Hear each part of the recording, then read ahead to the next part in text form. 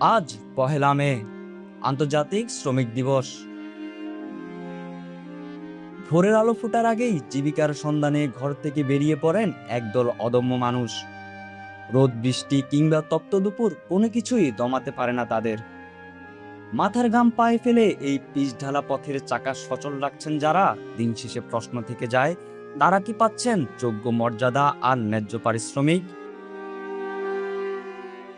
মাঠের কৃষক থেকে কলকারখানার শ্রমিক, কুলি মজুর কিংবা শহরের পরিচ্ছন্নতা কর্মী, প্রত্যেকের হাড় ভাঙা খাটুনিতে আজ দাঁড়িয়ে আছে এই আধুনিক সভ্যতা।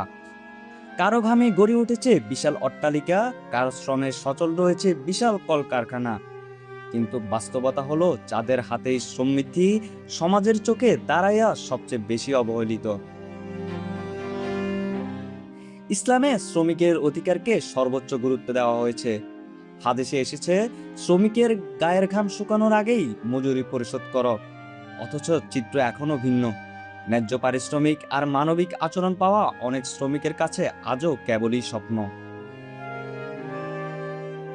শ্রমিক বাঁচলে বাঁচবে দেশ, তাই কেবল আনুষ্ঠানিকতাই নয়, বরং বাস্তবে তাদের অধিকার, নিরাপত্তা ও সামাজিক মর্যাদা নিশ্চিত করাই হোক এই দিবসের মূল অঙ্গীকার। আবু সুফিয়ান, প্রাইম বাংলাদেশ।